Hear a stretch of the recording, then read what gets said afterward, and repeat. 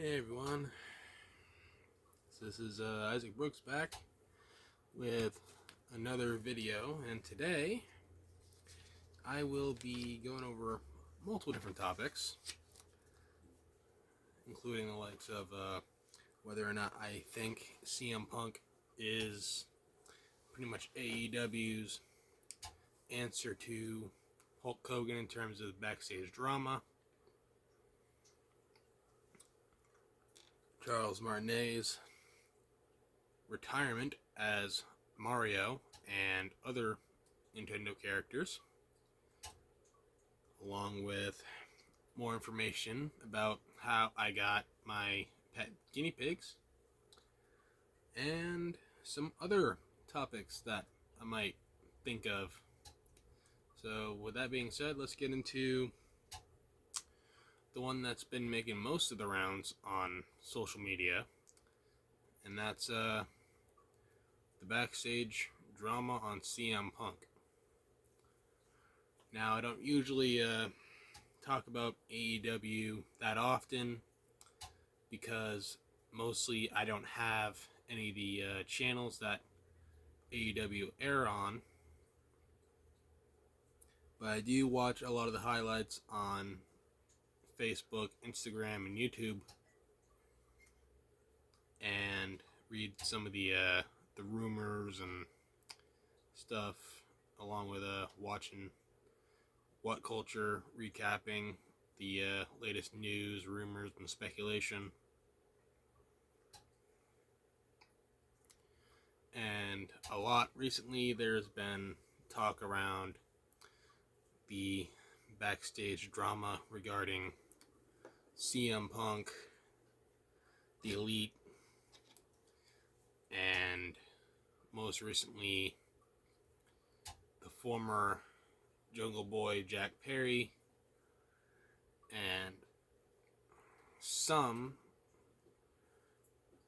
that was later revealed to be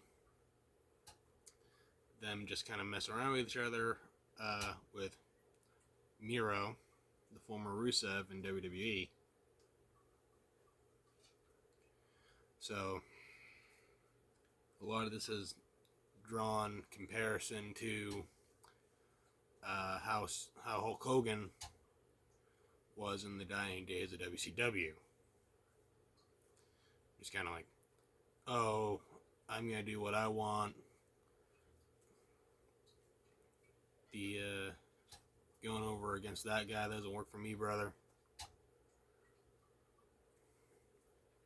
I would do my Hulk Hogan impression right now, but I don't really want to damage my throat right now. It's already kind of scratchy.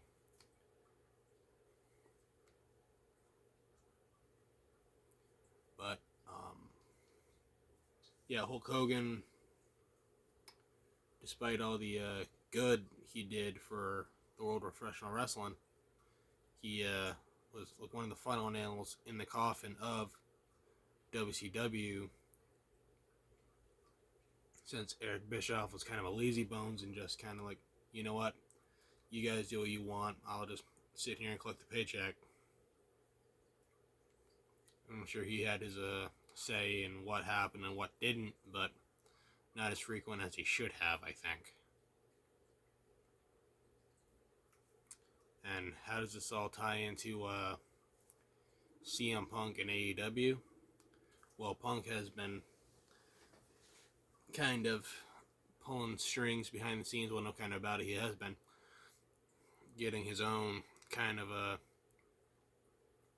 weekend show on Collision with him being the real World Heavyweight Champion, in which he took spray paint, much like Hogan did when he formed the NWO and won WCW's World Heavyweight Championship. But instead of spray painting 3 letters, Punk just spray painted an X right over the E in AEW, kind of inadvertently taking a shot at the Elite as well.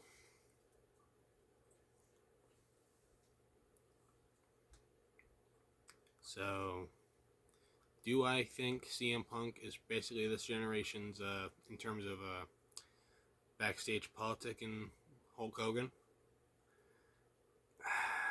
Sort of. I mean, he could do some stuff very similarly as Hogan, but he has his own way of doing things as well. And a lot of it is kind of valid, especially like want to work with people that he wants to work with, not when he wants to do anything with people he doesn't want to. So that part is valid, but the other stuff where he's just like seemingly picking fight with just about anybody, I can't really fully support that, but yeah, it is what it is. But as of right now, Punk, as of recording this, has apparently been suspended.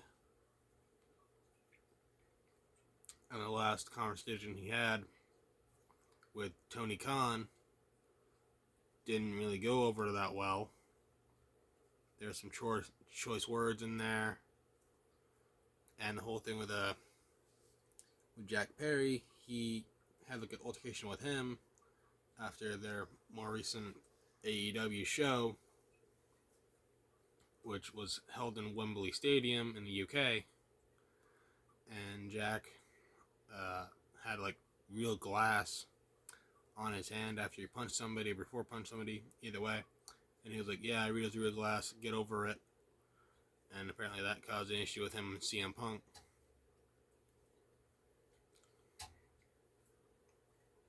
But honestly, I think at this point, Punk will fight you over anything. Like, even if you say something as simple as like, oh, Coke is better than Pepsi, he'll probably knock your lights out. Considering he's got that Pepsi tattoo on his arm.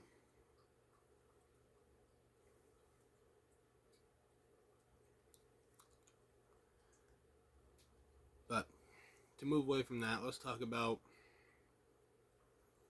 Charles Martinet stepping down as the voice of Mario and his friends. So, Charles has voiced Mario for a little over 2 decades, close to 30 years, starting back in the early 90s.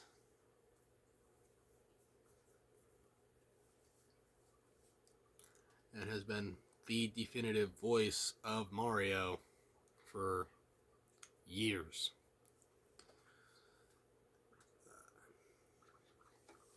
Granted, there have been other people too have played the character, like whether it be wrestling Hall of Fame legend Captain Lou Albano in the Super Show back in the 80s. There was a live action movie where it was Bob Hoskins, I think, playing Mario in that.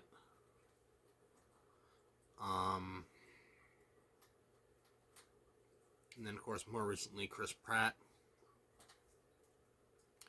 in the Mario Brothers movie.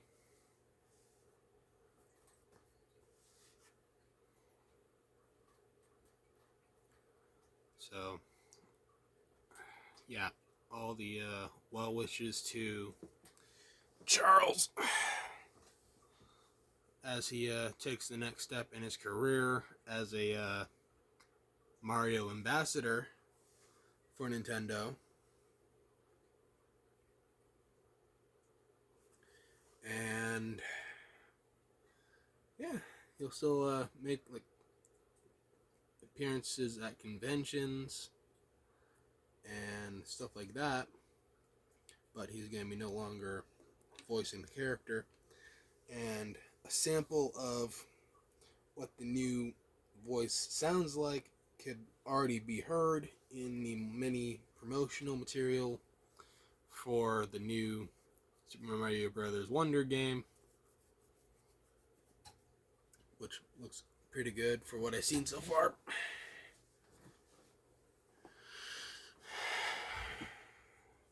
sounds pretty close, even to the fact that a lot of people can't even tell the difference.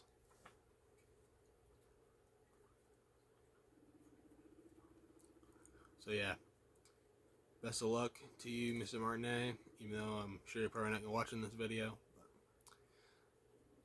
even if by some chance encounter you do come across it, thank you so much for the memories, and best of luck.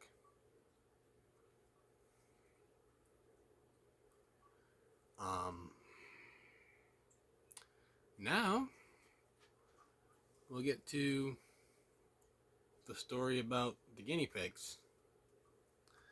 So we've had them for about 2 weeks. This coming Monday will make 3. And they're only about like a few months old.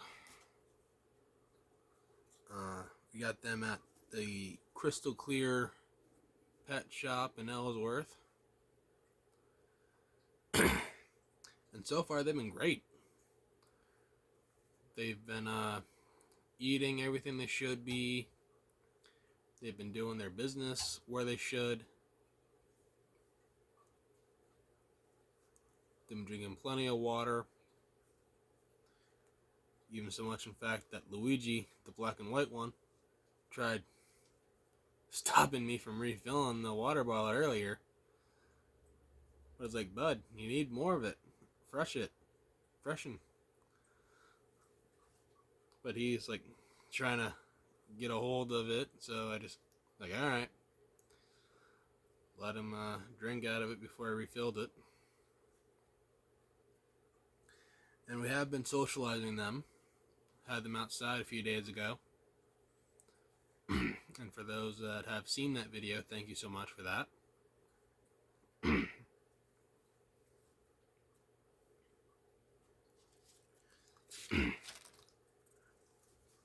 And there's a very few select things that they cannot eat, like bread and cereals. They can eat like some wheats, like their wheats and grain mix, but no bread or cereals or anything like that.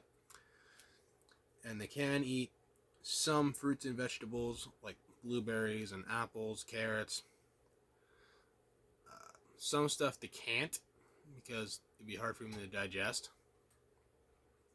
So if anyone in the pet community are considering getting guinea pigs for themselves or any family member, research all the health and food information that you can on Google or whatever your search engine choice is. Watch some YouTube videos. There are some great channels out there that cover this sort of thing,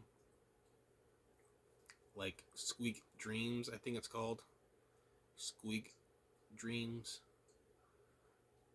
My mom and I have recently subscribed to that channel, so yeah, they do some really good content over there. So any people that are interested in guinea pigs, go give them a watch and subscribe if you want to. And as I've said earlier, yes, I've named them Mario and Luigi, named after the Nintendo game characters, of course. Mario being the lightish brown red one, and Luigi, as I said, black and white. And Mario is more calmer, a little more chill. It's kind of like snuggles right up to you once he gets used to you.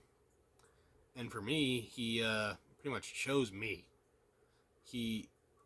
As soon as we first saw him at the pet store, he kind of snuggled right into me when I held him for the very first time. So yeah, he was like, yep, I'm going home with this one. And Luigi, we chose him because when we went to pick Mario up, after we've been told it would be better to get 2, noticed that Luigi was snuggling very closely to him, so we were like, alright, let's get that one as well. So, yeah, and Luigi is a little more adventurous, curious, always looking for an escape route. But once he gets calmed down, he, just like Mario, likes to cuddle, but he's a little standoffish at first. Yeah, they've been great. All right, so a few more things that I want to talk about here while I'm still recording is I will still be planning on doing predictions for Payback, which will be happening tomorrow.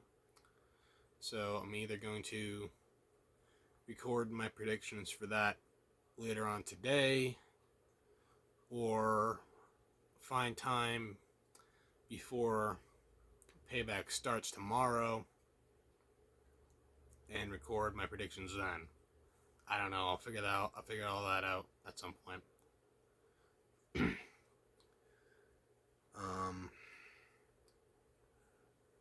And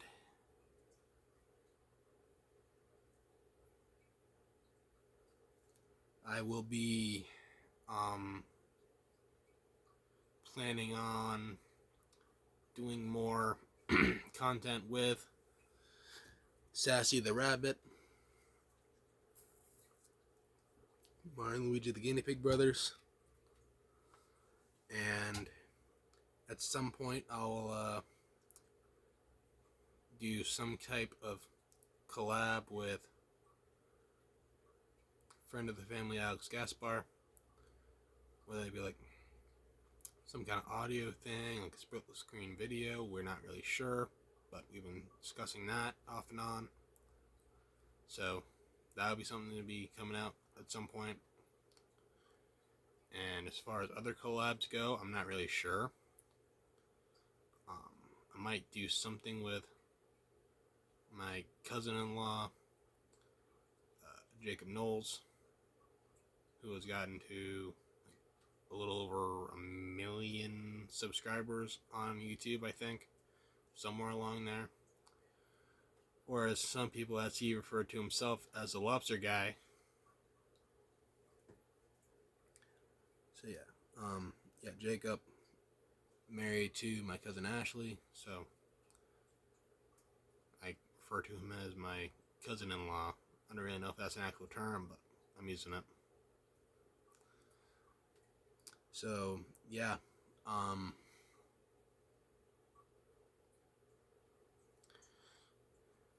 I think that's just about it. Can't really think of anything else to add to this, aside from the fact that I hope that the whole ordeal with CM Punk and AEW gets resolved peacefully. Hope that Charles Martinet does well in his future, and whoever covers for him as the new voice of Mario, Luigi, and everybody else that Charles has voiced in the past does just as good a job, if not a little better. I know that's kind of blasphemous to say right now, but we'll never really know until the time comes. And yeah, the guinea pigs have been amazing. There'll be a bunch of great content surrounding them, Sassy, and other topics in the future. And like I said, be on the lookout for my Payback predictions, either sometime today or tomorrow. And one more thing I just thought of as I was saying all this. Pretty recently, like a few days ago, the original voice of Harley Quinn Arlene Sorkin, or however you say her last name, passed away.